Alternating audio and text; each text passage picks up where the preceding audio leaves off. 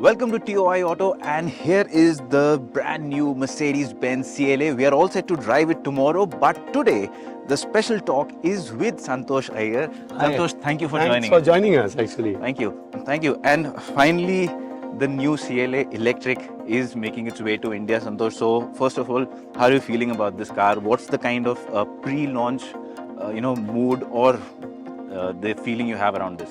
So, it's a very special car for us because, we are celebrating 140 years of innovation, and the industry is in an inflection point. You have electrification, autonomous to some extent. You also have a lot of software and AI coming into cars. So, I think this car embodies all the innovation, and globally we have 40 plus cars as fireworks coming out from our stable. CLA is the first one. Last year we did this in Europe, highly successful, making its way to India. I showed these cars to our dealers last week. Super excited. I think this really redefines what the future of cars should look like, more from a tech stack and also from when you talk about range, EV. So many of the parameters are benchmarked, not only in the segment but even beyond that. Just for our viewers' sake, Santosh, Mercedes-Benz has been selling EVs in India for some time now. What is it, according to you, maybe the top one or two things that set the CLA apart from any other EV you have sold in India earlier? So firstly, we have to admit that they were all first gen, second gen EVs, right? Because we were also learning via the ecosystem. So it starts from the design itself. An EV doesn't need to be EV specific design. Today, we have neutralized the design across our portfolio. So today we call the CLA EV or ICE. Or tomorrow there is GLB, there is GLC, there are different car lines we are getting in, and that's the future nomenclature of the car, and the design is agnostic. It's also starting from an EV platform, so it's not somewhere where we are building a combustion engine platform on which an EV is there. It's more EV first.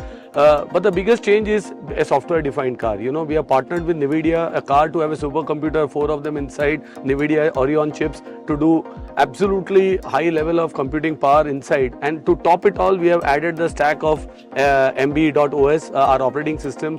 So it makes the car really, really intuitive, powerful in terms of the way it can assist the consumer, not only for navigation, ADAS and others, but also to interact. Today, the digital native has become AI native. Digital native is no longer, it's a given. And for them, they want to interact with the car helping them with a lot of use cases that we can do with this car. And the good part is it learns. Plus, there is so much of computing power that even for the next 5 to 7 years, 10 years, the amount of software updates the car can take in, and then the car remains as fresh as ever. These are one of the significant change points compared to the earlier generation EVs that we had.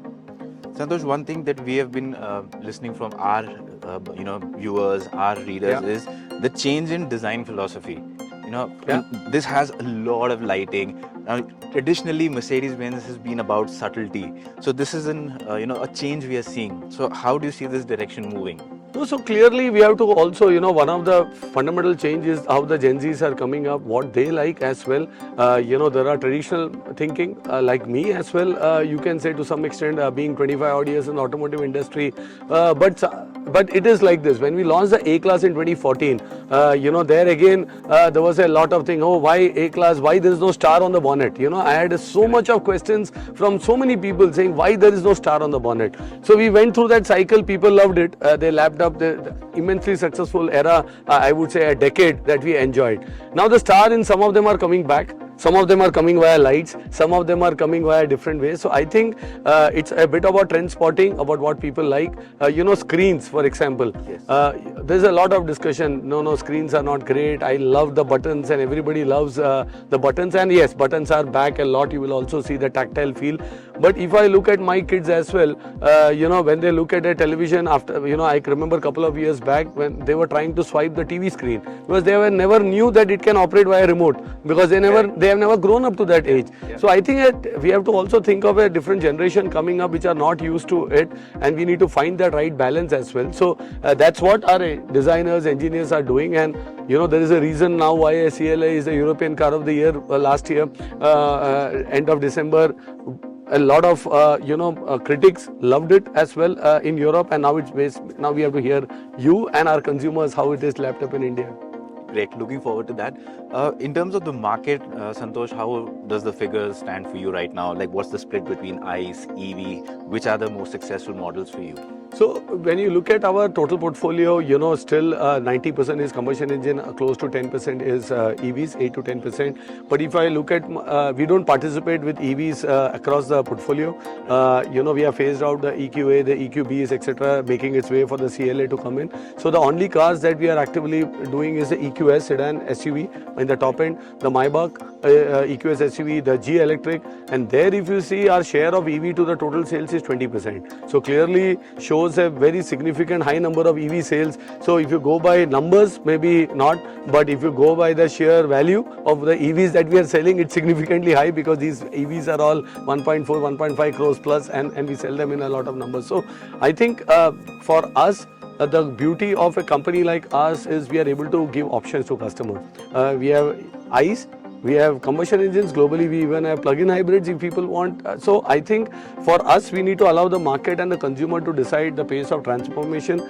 We need to have motivation. Like for example, the CLA now is a big motivation for a lot of combustion engine customers also to shift, because the amount of tech it has, maybe the traditional cars may not have so much of tech. It's software defined. Traditional cars are not.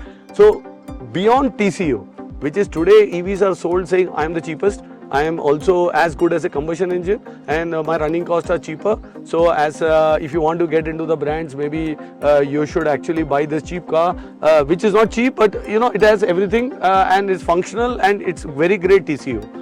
The fundamental difference in CLA is not cheap. It will be around 58 odd lakhs. So we are not going to come into because the car has content in terms of tech stack, NVIDIA chips, as I said. So the motivation to get here is not because it's the cheapest car on TCO, but because it has the latest technology.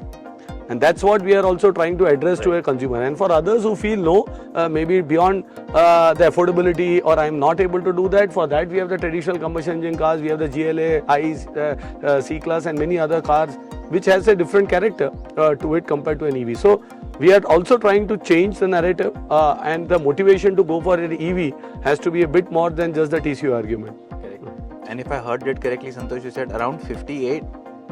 Yeah, because of the content that we have tried to do. Ideally, this car should be 60 plus because from where it is, it's almost a C-Class size if you see. But though we are getting in CBU, we are almost planning to do a CKD pricing for this car.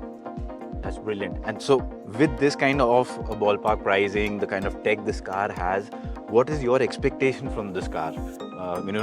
Compared to other EVs you sell? The first thing is we are coming from customer expectation. We would love to see how the consumers in India are lapping up to the tech, how are they interacting with the car, what are the features they are using. You will see the amount of, what does this high level of hardware do along with the software in the car. I think that's to be seen because that will also define the future product introductions and others.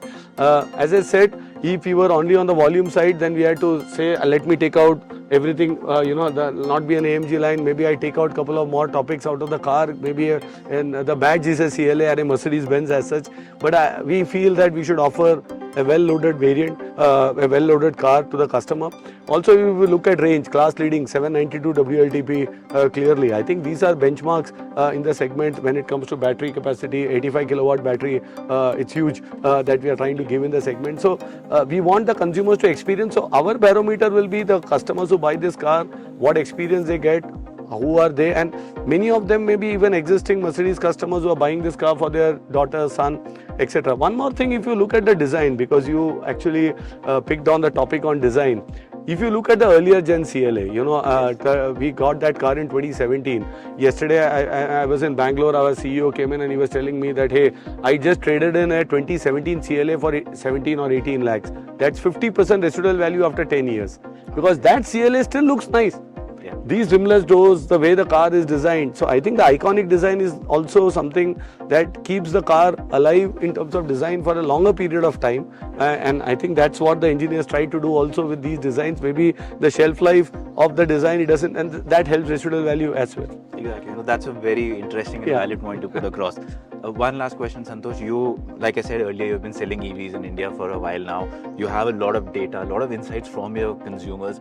What is the one key difference do you see in your consumers between the ICE consumer or someone who goes in for an EV? What is the one key difference that you see in India?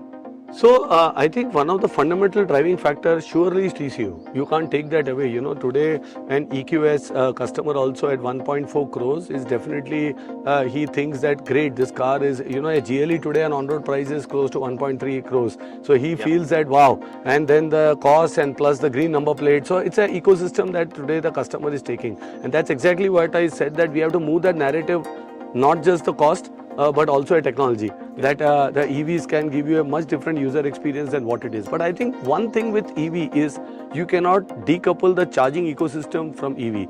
Correct. A commercial engine you can sell without anything. That you are only selling the car. Here you have to sell the ecosystem, and this is why 1 month back we introduced MB.Charge. I would again say a benchmark when it comes to EV charging. This has an 800 volt architecture. The entire things are seen not only on the navigation, but the AI helps you to not only navigate but also helps you charge the car. Also, you don't need to charge fully. You can already pre-program the car to the way you want, and this will help you navigate the charging ecosystem. And you know, 20 minutes, 400 kilometers of charge.